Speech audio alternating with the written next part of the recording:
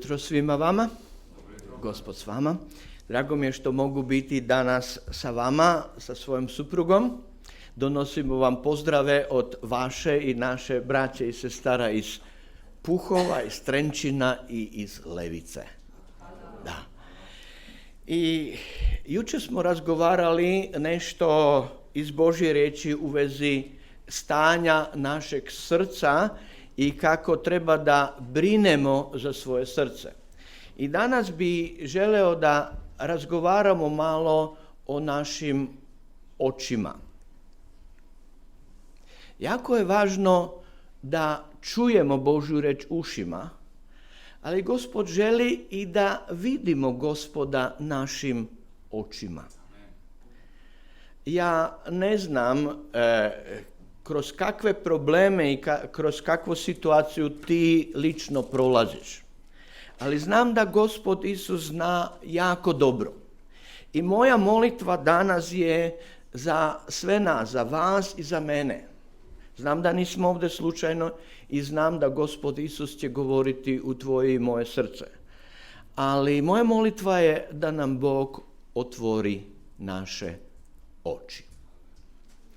Svima vama koji ste došli prije 9:30 sam dao bombonu. Svi vi koji me već poznajete da se zovem Stevo, znate čemu ta bombona služi. A ostali, ako neko nije bombonu dobio, tu su bombone, možete uzeti. I nemojte zaboraviti da imate bombonu, da ne bacamo kamenje. Dobro, u redu. Naš osnovni tekst koji ćemo čitati iz Božje riječi je zapisan u Evanđelju po Luci, 24. glava, 31. stih.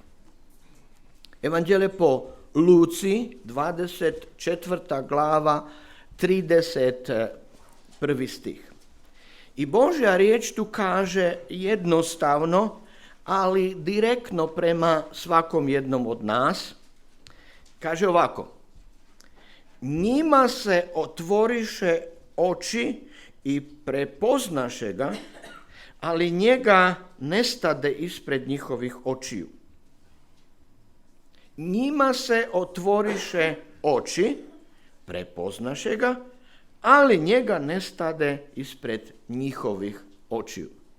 Malo su ga vidjeli, pa su ga dobro vidjeli, pa onda ga nisu vidjeli, ali ostali su zbog toga u Gospodu Isu da su ga vidjeli. Tako da to je naša osnovna misao ili ono o čemu ćemo danas govoriti. U Starom Zavjetu, u 2. Kraljevima 6. glavi, 15 do 17, ali cela 6. glava govori o Božjem slugu Elizeju i o njegovom slugu.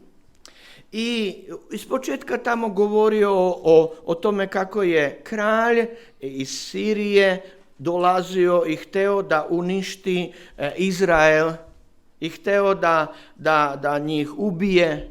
I svaki put kada je dolazio, odjedan put čekaju ga kralj izraelski i njegova cela vojska.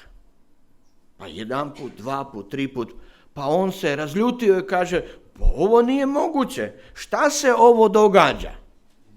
Neko između nas tih mojih najbližih suradnika generala je izdajica, mora da je izdajica. Ne znamo ko je to bio, ali vjerovatno je bio onaj iz 5. glave 2. kraljevima, Naman, kaže, on je bio desna ruka kralja i kaže: slušaj, nije to tako, kralj, slušaj ti. U Izraelu ima jedan Božji sluga, zove se Elizej, i kada on nešto vidi prije nego što ti vidiš i shvatiš i želiš to reći nama, i on vidi, on kaže izraelskom kralju. I on kaže: slušaj, gdje on stanuje, gdje je? Pa u malom gradiću tamo Dotanu. Mi ćemo ići tamo i ubit ćemo ovog našeg neprijatelja i onda ćemo zarobiti celu državu Izrael. I on pošalje vojsku tamo preko noći i opkolisili su ceo grad, najbolja sirska vojska. Čitajte to u 6. glavi tamo. I taj naš događaj, o čemu želim govoriti na uvod, je o tome što se dogodilo onda. Elizej i njegov sluga su spavali i ujutro se probudili tako kao i mi. I odjedanput taj sluga Elizeja gleda i vidi oko sebe veliku vojsku.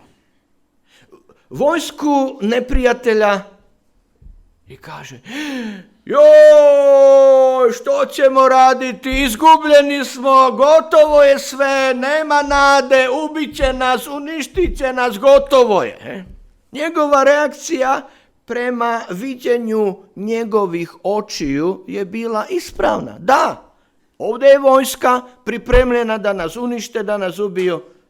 Šta ćemo raditi? Ide brzo i da probudi proroka Elizeja. I Elizej se probudi pa kaže: pa zašto ova panika? Šta vičeš? Šta se događa? Šta se bojiš? Pa ne vidiš ti, evo tu je vojska. Pa kako možeš biti miran? Vojska ide da nas uništi. Kaže: pa budi miran, sve je u redu, ništa, nema problema. Ma nemoj ti meni pričati, ja vidim vojsku, sada će nas uništiti. On je video vojsku. Video je ono što se da vidjeti ovim očima. A Elizej je video nešto drugo. Na mojem srcu ono što mi je Bog dao, što želim vama govoriti danas, da nam Bog otvori oči. Da vidimo ne samo ono što se da vidjeti ovim očima. Jer često puta kada vidimo ono što se da ovim očima vidjeti, a ne vidimo ono što je iznad toga, ono što je na Božjem srcu i što se događa tamo gore, imamo paniku, strah, bojimo se. Imamo osjećaj da smo ostavljeni, izgubljeni, bez nade, bez rješenja i gotovo je, kraj. Šta ćemo raditi? Gotovo je. A Elizej njemu kaže: slušaj ti, ima više nas, oni koji su sa nama, nego oni koji su... Možeš tamo Drugoj kraljevi, stavi tamo Druga kraljevima, 6. glava, 15 do 17. Stavi to tamo da vide to. Pa nemoj se ti bojati, ima više onih koji su sa nama. Pa on gleda i... Pa šta ti pričaš? Jesi ti normalan?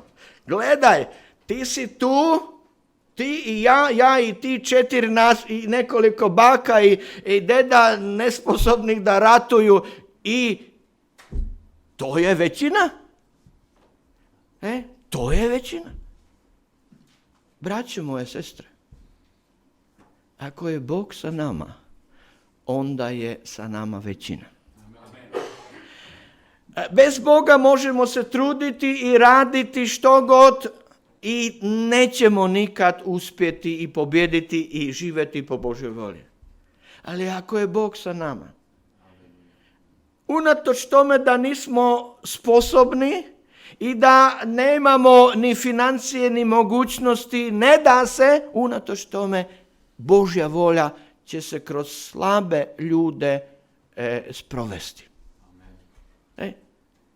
I Elizej njega presvjedočava i kaže: slušaj, ovo je istina, to je stvarnost, to što vidiš, da, ne trebamo ignorirati probleme, nemamo probleme, ili ispovjedati, imam probleme, imam probleme, ali imam Gospoda koji je sa mnom.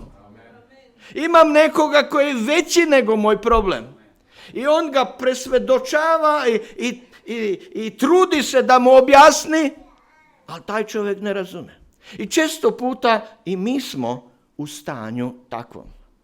Vidimo samo probleme, vidimo kako to ne ide i ne da se i nemoguće i tako i reagiramo. I neko nama kaže, pa mi kažemo: pa znaš ti ne razumiješ, ne? Ti ne suosjećaš sa mnom, ti ne znaš o čemu govoriš. I onda Elizej kaže Gospodu: slušaj, Gospode, ja ne mogu da ga presvjedočim, ali ti možeš, Gospode. Molim te, otvori mu oči da on vidi. Gospode, otvori mu oči da on vidi ne samo ono što se da ovim fizičkim očima vidjeti, nego kako ti to, Gospode, vidiš. I odjedanput Bog otvori njegove oči i taj sluga koji je do sada video samo onu stvarnost fizičku, vidi da Bog je sa njima. Da Bog ima svoje anđele sa njima. I odjedanput dođe radost, dođe mir. Problemi su tu. Stanje se nije promijenilo. Bolest ili nešto ne ode odmah.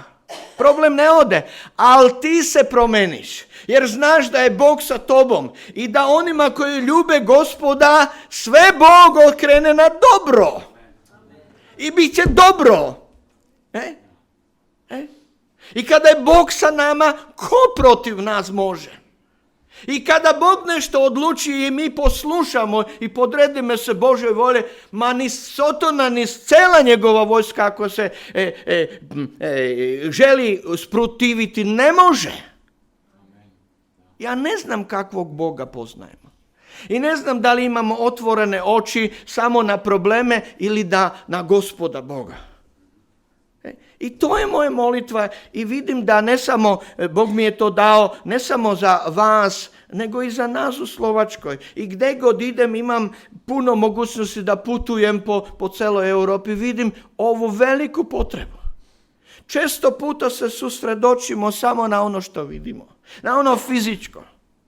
I često puta nam je teško. Pogledajte ovo. Evo, pandemija je bila, sada je rat, sada je ekonomska kriza, sada je ovo, sam bolestan, sada ovo. Problema je toliko puno da se izgubimo u tome. Ali, braći i sestre, naš Bog je Bog. On je velik Bog. Proslavljamo velikog Boga, ljubimo velikog Boga, poznajemo i služimo velikom Bogu. I kada razumemo njegovu volju i sprovodimo njegovu volju u naš život, on će ratovati za nas, on će se boriti za nas, on će dosegnuti pobedu za nas. Sa njime smo pobednici, bez njega smo slabi. Hvala Bogu da je Bog odlučio da će upotrebljavati nesposobne i nesavršene i ljude koji su jednostavni. Da bi pokazao svoju snagu kroz naše slabosti, da znamo da je to on uradio, ne mi smo njemu pomogli. Zbog toga što sam se ja molio, neko je bio iscijeljen. Zbog toga što ja sam polagao ruke, tamo je ona bio oslobođen od demonskih sila. Ne. Gospod Bog radi. I želi da radi u našem životu i kroz naš život. I onda izlazi Elizej vani iz tog grada prema toj vojsci. Pa nije to puno pametno, znate, idete prema. I kako ide, tako on se moli. Gospode, slušaj, molim te, zatvori njima oči. Ajde, njima ti zatvori oči. I dođe on i kaže, pa šta tražite ovdje? Pa oni njemu kažu, šta tražiš, zašto su tu? Pa niste na dobrom mjestu, ja ću vas zavesti tamo gdje trebate biti. I odvede njih u glavni grad u Samariju, u sred tog, tamo je izraelski kralj bio, cijela vojska izraelska je bila tamo. I kaže, doveo ih je tamo i kaže, Gospode, ajde, molim te, sad im otvori oči. Znate, mi imamo različite načine kako se mi borimo i kako želimo da naša istina bude i kako mi imamo planove da se to ostvari i sve to. Bog radi sasvim drugačije. Sasvim drugačije.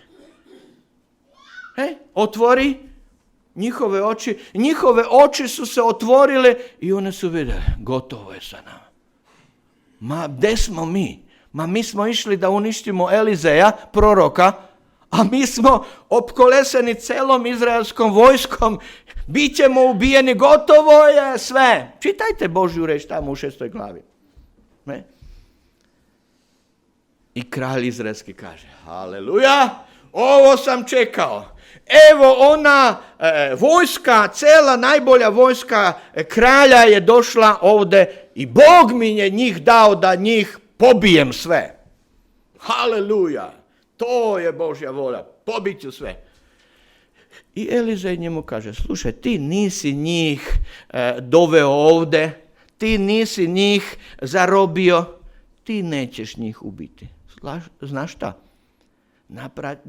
Pobit ćeš puno krava, koza i ovaca i napravit ćeš veliku gozbu, puno jela, nahranit ćeš ih tako da kroz usta će izlaziti kroz uši i da budu najedeni i do više nego to što treba i onda ćeš ih pustiti kući. Tako Bog radi. Dobrim pobedite nad zlom. Svetlom porazite onu tamu. Svetlom. Drugačiji način. Neka nam Bog otvori oči da vidimo Boga na delu. To je moja molitva. I u svojem ličnom životu, i u našoj porodici, i u crkvi. Mislim da smo puno opterećeni sporednim stvarima, tako da ne vidimo ono što je stvarno iz Božjeg pogleda. Neka nam Bog da oči koje su otvorene. Sada smo u vrijeme između Uskrsa i Pentekosta. To je vrijeme otprilike 50 dana. Da. I Isus kada je umro za naše grijehe i za grijehe svojih apostola i učenika u ono vrijeme, svi su vidjeli samo smrt Isusa.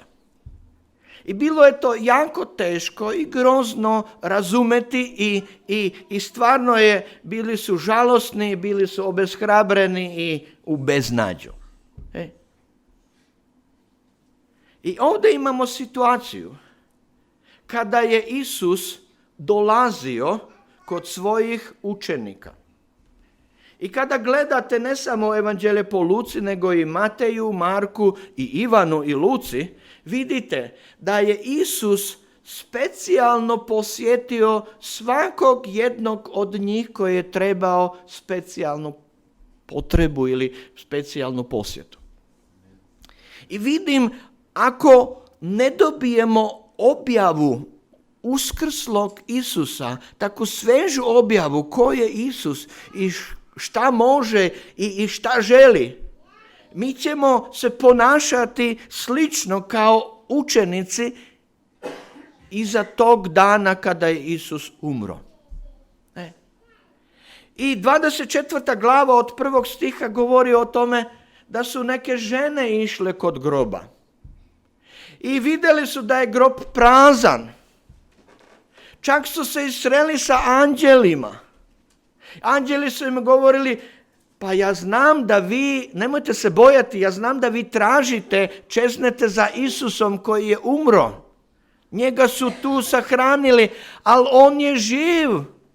Ako iskreno tražiš Isusa koji je umro i vaskrsno, promenit će se tvoj život. I ove žene su to shvatile što se događalo, shvatile su što im je anđeo ili anđeli su im rekli i išli su brzo kod apostola da im to objave što se dogodilo. Nisu vidjeli Isusa, ali su vidjeli prazan grob i čuli su anđele. I kaže ta 24. glava, 11. stih, učenici su bili, ili apostoli su bili jako oduševljeni. Haleluja, Isus je, prazan je grob, Isus je ustao, anđeli su to rekli, mi vjerujemo. Ma nemojte reći da je to tako bilo. Ma nije to tako bilo, znamo svi kako je to bilo. Kaže Božja, i nisu im, pusti to tu, negdje nek to ide tamo. Pogledajte, uzmite vašu mobilnu ili imobilnu Bibliju, gledajte tamo u Božju reči. Nisu im vjerovali. Želim vam reći, ako imaš neko iskustvo sa Gospodom Isusom, Bilo da je to malo ili veliko. Nemoj se stiditi da govoriš svima o tome. Ko je Isus za tebe i što je uradio? Često puta čeznemo za nečime što trebamo dobiti. I kada to dobijemo, recimo imamo potrebu fizičkog isceljenja i dobijemo i zahvalimo Gospodu, hvala ti Gospodi, doviđenje, zaboravimo. Govori o Isusu i o Isusovim čudesima u tvojem životu i nemoj se zaustaviti. I nemoj se brinuti da li će to neko čuti i vjerovati ili neće. Isplati se to. Mi ne vidimo uvek rezultat ili plod našeg svedočanstva. Ali isplati se sejati, jer doći će vreme da će nešto od toga izrasti. I želim vas ohrabriti. One žene su bile obeshrabrene, pa niko im nije vjerovao. Petar, i na drugom mjestu vidimo u tom 12. stihu, da Petar je išao da provjeri i Ivan je išao da provjere da li je to tako. Išli su, našli su prazan grob. Ništa nisu vidjeli, samo da nema Isusa. Ali vam želim reći, Isus se objavio Mariji na drugačiji način. Isus se objavio Petru na drugačiji način, tamo u početku. Sada imamo tu situaciju gdje se Isus, kao uskrsli Isus, objavio dvoje učenika. Njih su dvoje bili prijatelji i kaže 13. stih te 24. glave, oni su odlučili. Pa bili smo ovdje dok je to bilo o nečemu, pa sada idemo kući. Idemo kući, idemo u Emaus, gotovo je, sve se završilo, idemo. Ne znam za koga je to, a i ne želim sad govoriti ovo je proročko, ali ako si ovdje i čuješ Božji glas da Bog tebi govori, nemoj da tvoje srce zatvrdne. Uzmi to ozbiljno. I počni razmišljati o tome i počni prihvaćati Božju reč da ona oživi u tvojem srcu. Da se izmiješa Božja reč u kojoj je Božja snaga sa tvojom vjerom i doći će do promjene. Ima neko od vas, možda ne samo jedan, koji si u stanju da želiš kao ovi dvojice otići. Ideš od Gospoda. Ideš svojim putem, ideš dalje od Gospoda. Vrati se Gospodu. Bog te zna. Isus te ljubi. I On te traži. Danas nije Isus slučajno ovdje, On te traži. On je došao zbog tebe danas. I oni su išli iz Jeruzalema u Emaus, išli su kući. I kaže, Emaus je, 13. stih, bio udaljen od Jeruzalema 160 stadija, to je otprilike 10-11 km. Išli su polako putem peška. Ali Isus je video da idu od njega, da su razočarani, da su opterećeni, da imaju probleme. Isus je našao njih. Nekad mi tražimo Isusa i trebamo Isusa i shvaćamo da trebamo i želimo. Ali često puta i Isus nas traži. Ja ne znam u kakvom si stanju. Možda si u stanju da kaže, već mi je dosta svega, ja idem od Gospoda i ne želim, već to nema smisla, nema svrhe, idem ja svojim putem, idem za biznisom, imam druge načine kako ću ja svoj život iskoristiti. I kaže Božja 14. stih, među sobom njih dvoje su razgovarali i govorili o svim tim događajima koji su se dogodili u Jerusalimu.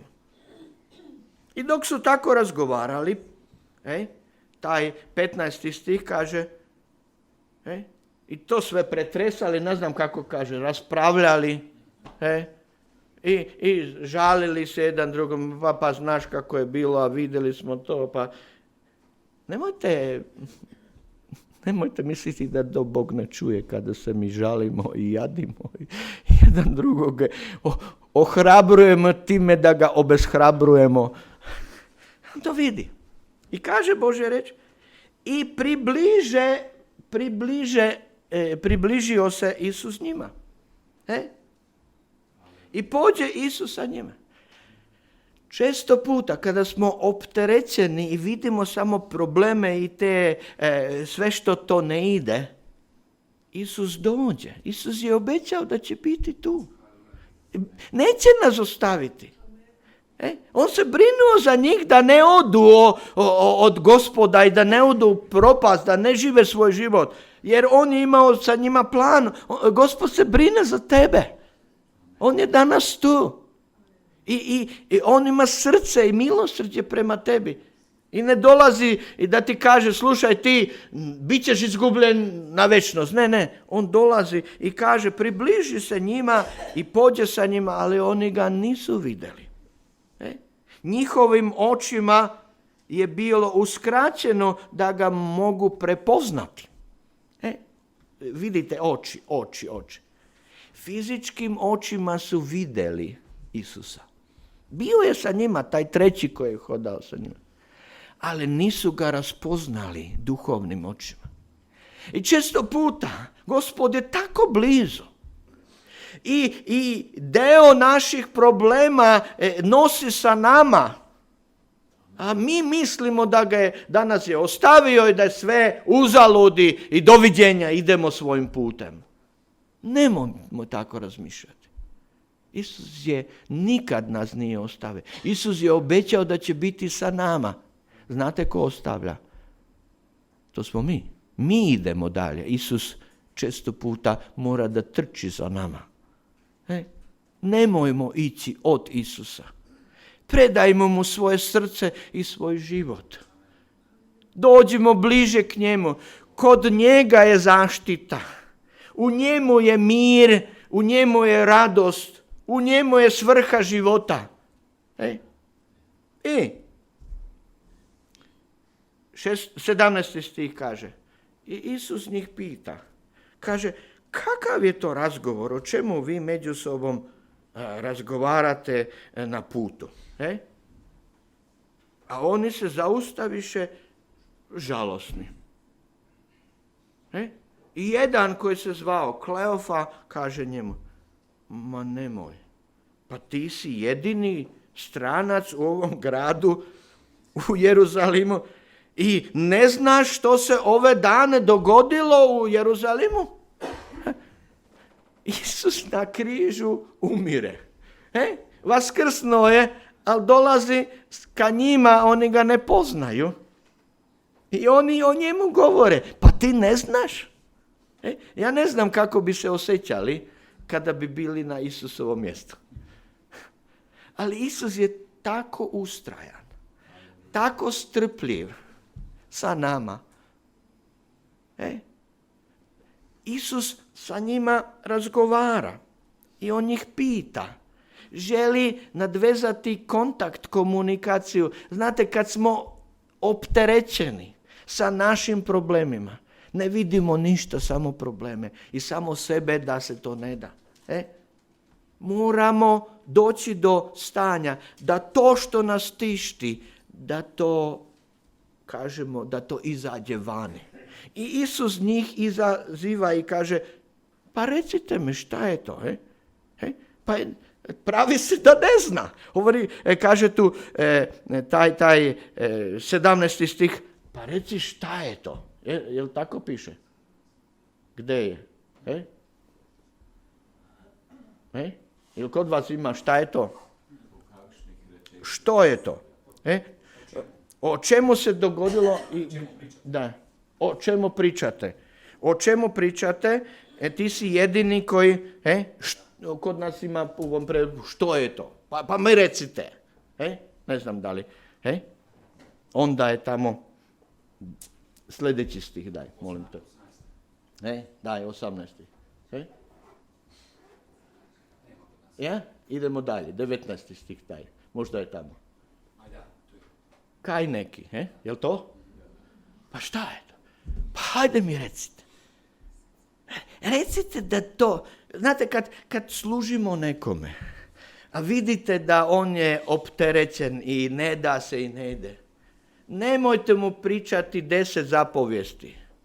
Nemojte mu pričati razumne i pametne stvari.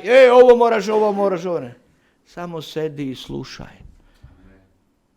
Dozvoli mu da se izjaduje i da izađe to sve što je teško u njemu. Da on ispovijeda, da govori ovo me tišti, ovo me boli, ne da se. Nemojmo doći odmah sa rješenjem 1, 2, 3, gotovo. Ne. Isus njih sluša. Isus njih sluša. I Kleofa kaže o Isusu ovako. 19. stih kaže. Ono što se dogodilo sa Isusom Nazarečaninom, koji je bio silan prorok. Oni su vjerovali u Isusa. Oni su hodali sa Isusom 3,5 godine. Oni su poznavali Isusa. Oni su čuli najbolje propovjedi. Vidjeli su čudesa od Isusa. Proživjeli su sa Isusom puno. I oni kažu, oni kažu, jel ne znaš što se dogodilo sa Isusom, tim Nazarečaninom? Koji je bio silan prorok. Bio je silan u riječima, bio je silan u djelu, bio je silan pred Bogom i bio je silan pred cijelim narodom. Svi su znali da je on Bog u tijelu. Oni su svi znali i vidjeli su. I Isus je pravio čuda da svi znaju da je on taj Mesija. Ali jednu stvar ti želimo reći što se dogodilo ovih dana. Naši 20. stih kaže, naši poglavari, to su ti duhovnici, i naši članovi velikog vijeća, oni koji su u parlamentu ili oni koji su u vladi.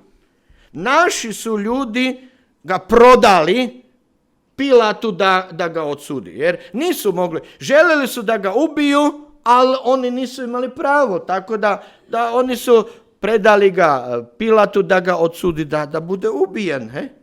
Da bude odsuđen na smrt i da bude razapet. To su bili naši ljudi.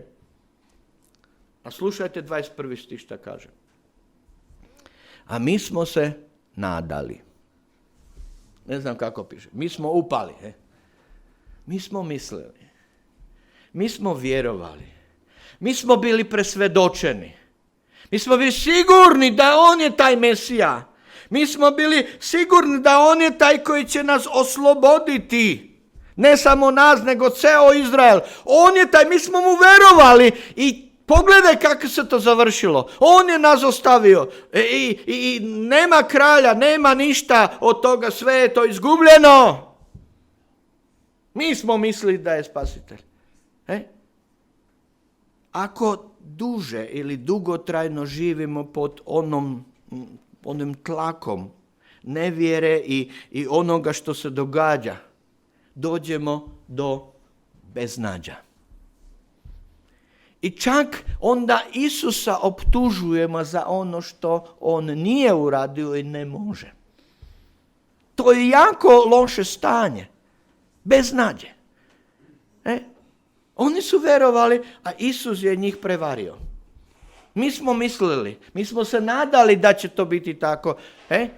I ovaj Juda, taj koji ga prodao, on se nadao da će Isus biti kralj i on će biti ministar financije. Ali kada je Isus rekao da mora umreti, pa doviđenja, tako Gospoda neće slediti, i išao je onim svećenicima da ga proda za 30 srebrnjaka. Ja ne znam u kakvom se stanju, ali moguće je da si u takvom stanju, da si u stanju beznadja. Da vidiš da nema rješenja. Ne ide. Mogu ti reći, Isus je sa tobom, on čuje tvoje srce, on čuje tvoj vapaj. On zna šta ti trebaš. I on te nije ostavio. Isus je umro za nas. Platio je za naše grijehe i za naše isceljenje. I nije nas ostavio. Iako misliš da si ostavljen, ne. I kaže, ali osim svega toga je već 3. dan kako se to dogodilo i nema ništa. Već 3 dana je unazad gotovo. Mi idemo kući, doviđenja. Doviđenja. I 22. stih kaže, neko je došao da nas uznemiri. U našem tom beznađu neko je došao u našem strahu da nas uznemiri. Bile su to neke žene koje su nas zbunile. Pa još to trebamo. Još to trebamo da nas neko u tom našem beznađu ne sažali se nad nama, nego nam kaže, pa bili su tamo kod groba i nisu našli njegovo tijelo i vidjeli su anđele i rekli su anđeli da je živ. Ma kako? Pa to nije moguće. Šta vi pričate? I Kleofa i taj njegov prijatelj su odlazili, ma nemojte vi takve bajke pričati, takve gluposti. To je za malu decu. Kako prazan grob i da je on uskrsnuo, da živ. Ne, nema tog ništa. I kaže 24. stih. I neki od naših otišli su prema grobu, našli su kako su žene rekle, ali njega nisu vidjeli. I oni koji su bili autoritet, Petar i Ivan, oni su bili nešto, to su bili vođe. Bili su tamo, ali ništa od toga. Nisu im vjerovali. Trebamo, braćo i sestre, posebno u ovo vrijeme trebamo svježe poznanje Gospoda Isusa. Svježu objavu uskrslog Isusa. Jer ako to nemamo, ako samo znamo Isusa negdje iz priča, iz Biblije, ili ako znamo Isusa iz iskustva prije 20 godina ili koliko, ako nemamo sada, danas, svježu prisutnost, objavu Gospoda Isusa, ako nam Gospod ne otvori oči, mi ćemo biti Božja djeca koje će živjeti ne kao Božja djeca. U strahu, u beznađu, u gotovo je sve, odlazimo, nema to smisla. Ili ostanemo samo tako da budemo pobožni i da imamo samo, da se igramo tu na neko bogosluženje. Ne moramo služiti Bogu, ali tu smo, zajedno smo, lepo nam je tu. Izgubi se ta snaga. Trebamo svežu objavu. I Isus njima kaže, 25. stih, o ljudi bez razumevanja. I ljudi spore pameti. A molim vas, znajte da to ne govori o ljudi bez razumevanja i spore pameti o njihovom razumu. Jučer smo govorili o tome, mi ne samo ovim ušima čujemo, ovim razumom razumemo. Mi moramo razumeti stvari srcem. Oni su razumom razumeli i svi argumenti su bili bez nađe. Ali u srcu nisu imali razumevanje. On kaže, slušajte, vi ne razumijete. I imate sporu pamet u srcu. I zbog toga niste vjerovali. Dok mi ne čujemo, da ne vidimo, dok ne srcem ne razumemo, ne možemo vjerovati. I to je naš blok često puta u životu, da vidimo samo ove stvari koje se da očima vidjeti. I on njima kaže, pogledajte, 3,5 godine sam vam objašnjavao i sad ću vam objasniti opet. Zar nije trebalo 26. stih, zar nije trebalo da to Mesija pretrpi i da tako uđe u slavu Božju? Zar nije to trebalo? Zar nije to bilo prorokovano? Tome sam govorio da moram umreti, inače ne bi došlo do spasenja, inače ne bi došlo do oproštenja, ne bi došlo da postanete Božja djeca. Nemoguće. Bez toga ne ide. I opet njima, 27. stih kaže, i poče njima objašnjavati od Mojsije kroz sve proroke i protumačio je njima. To što se odnosilo u pismima o njemu. Ako čitamo Božju riječ u Starom Zavjetu, a nemamo ovu objavu o Isusu, jer ta centralna, glavna tema celog Starog Zavjeta je Isus Krist, Mesija, Spasitelj. Ostalo je historija, ostalo su neke običaje On kaže, objasnujem, od početka do kraja im objasnio šta se govorilo o Isusu. A tamo je i onome da je Isus trebao umreti. I da je trebao uskrsnuti, ne samo da umre, nego da uskrsne. I da tako uđe u Božju slavu.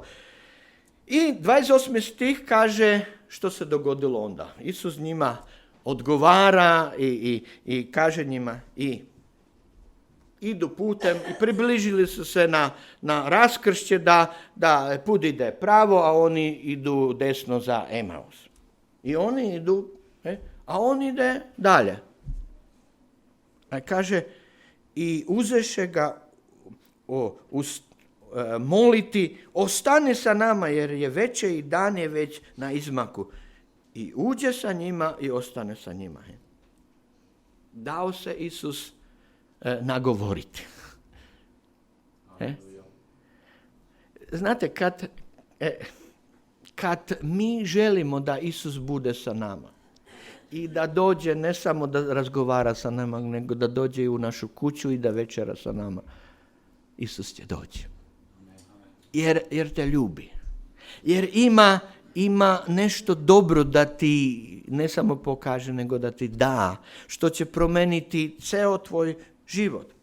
I 30. stih kaže, dok je sedio sa njima za stolom, uze kruh, zahvali, razlomi ga pa im ga dade. Neki kažu da je to bio Isus i da je kada im je davao kruh da su vidjeli njegove probodene ruke i zbog toga su uzvjerovali. Ja ne znam, ne piše to tu.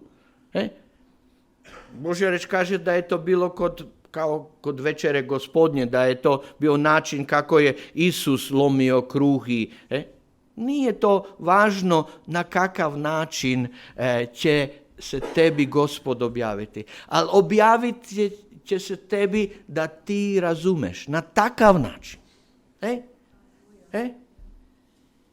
To mi se objavio na drugi način. Bilo i njih je 10, došao Isus, i to mu govore, Isus je živ, vidjeli smo ga, nema, šta vi pričate. Isus je opet došao, jer znao da Toma treba svježu objavu uskrslog Isusa. Da i Toma treba da se sretne i Isus dođe i kaže, slušaj Toma, nemoj biti nevjeran, nemoj pričati tako, dok ne vidim neću vjerovati. Dođi, pa stavi ruku ovdje i vjeruj, tu sam, živ sam. Toma je trebao takav susret. Ja ne znam kakav susret danas ti trebaš, ali ako ti Bog govori i dođe u tvoj život da ti otvori oči danas, doći će na takav način da ti tome razumeš i na način koji je za tebe prihvatljiv. Jer ti želi pomoći. Nema šablona koju na sve. On zna tebe lično, zna tvoju situaciju, zna tvoje probleme i on tebi želi otvoriti oči. Da ga vidiš, da je on gospodar nad svime, da vlada nad svime, da se isplati njemu predati ceo život, da se isplati njemu služiti sa svime što jesmo i što imamo. I kaže Božja 31. stih, kaže, i njima se odjedanput otvorili oči. I njima odjedanput su ga poznali. Do tada su ga vidjeli, a nisu poznali. Želim vam iskustvo, da imate iskustvo, svježe iskustvo. To je moj Isus. To je moj Bog. Kada je Toma shvatio da je Isus uskrsnuo, on je pao na svoja kolena i rekao, moj Gospod, moj Bog. Ne treba mi ništa, ne trebam da provjeravam. Danas Isus je tu i blizu tebe i želi se tebi objaviti. Želi da ga vidiš. Želi da ga prepoznaš. On je blizu. Nije te ostavio. Nije te ostavio. I kaže, kada je izvršio Isus ovu posjetu i to što je trebalo da se dogodi, jednostavno je otišao. Otišao da se objavi Petru ili drugim učenicima. Ali je došao zbog njih. Jer je njih ljubio i nije želeo da njih ostavi. I oni, njihova reakcija, 32. stih, oni jedan drugome rekoše, zar nije naše srce gorelo dok nam je putem govorio i tumačio Božju riječ? Zar naše srce nije gorelo? Braćo moje sestre, gori naše srce kada čujemo Isusa, kada čujemo Svetog Duha, kada čujemo Božju riječ u kojoj ima spasenje? Jel imamo tvrda srca koja ne žele čuti, nemoj pričati, ovo nije za mene, ja sa time ne želim imati, ili imamo srce koje, Gospode govori, ovdje tvoj sluga, tvoje dijete, trebam tvoj dodir, trebam tvoje iseljenje, trebam, Gospode, tebe, bez tebe moj život nema smisao, ti si moj Bog. Ako naše srce gori kada Božja riječ je sađena u naše srce, Gospod će nam otvoriti oči. I zato vas želim zamoliti, kada god čuješ Božju riječ, nemoj da otvrdne tvoje srce. Otvori se Gospodu, otvori se Isusu. Zamoli ga, govori Gospode, tu sam. Reci što želiš. Želim tebe slijediti. Ne želim bežati od tebe. Želim biti u središtu, u centru tvoje volje. Želim da se tvoja volja ispuni. I 33. stih kaže, u isti čas se digoše i vratiše se u Jeruzalem. Nije trebalo puno. Kad nam Bog otvori oči, odmah, sve se izgubi, sve beznađe, ovdje je Isus, moj Gospod, njemu je dana sva snaga na nebu i na zemlji. On je moj i on se bori za mene. On će pobediti. Ja se ne moram brinuti, ja ni ne mogu ništa sebi pomoći, ali Bog je sa mnom. On mene ljubi, on će okrenuti ovo zlo na dobro. On će biti onaj koji će biti proslavljen kroz moj život. I usti čas digoše se i vratiše se u Jeruzalem, gdje nađoše 11 i sa njihovim drugovima. I kad su došli, oni su odmah njima javili, slušajte, Petru se Isus objavio. Ukazao se Šimonu, piše kod vas tako? Ukazao se Šimonu i Simonu. Ovdje je Simon. Šimon ili Petar. Ne znam da li ste Petar, ali Šimon ili bilo kakvo ime imate. Ali Isus se želi tebe objaviti. Treba otvoriti oči na način koji ti znaš. I na to, kaže 38. stih, kaže, ne 30, koji je to? Sljedeći, 35. stih. Ja tu, tako su male brojke da ne vidim. Vidim da ne vidim. Izgleda treba bolje naočare. Dobro. A na to oni pripovedaše što se dogodilo na putu, kako su ga prepoznali u lomljenju kruha. Sada je na nama. Šta ćemo mi uraditi sa Božjom riječju? Sada je na nama kako ćemo reagirati. Sada je na nama da li naše srce gori i da li želimo mi da dobijemo objavu. Sada je na nama da reagiramo, Gospode, otvori moje oči. Ne samo danas, nego želim vidjeti tebe, Gospode. Želim kao tvoje dete koji sam na novorođeno tvoje dete i pripadam tebi, slediti tebe, vidjeti tebe da idem u tvojim stopama. Da idem za tobom, Gospode. Da razumijem što je na tvojem srcu, želim te vidjeti, Gospode. Otvori mi oči, Sveti Duh. Da razumijem što je Božja volja. Na nama je.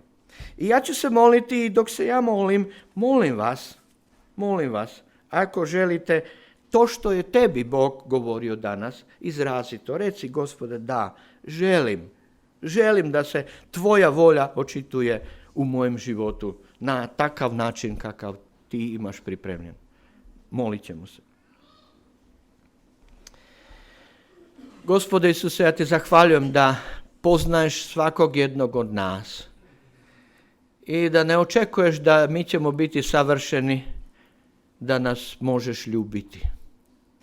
Ja ti zahvaljujem i kada mi nekad se odlučimo i odlazimo od tebe i idemo svojim putem i vraćamo se u stare stvari i ostavljamo tebe, ti nas ne ostavljaš, ti dođeš za nama.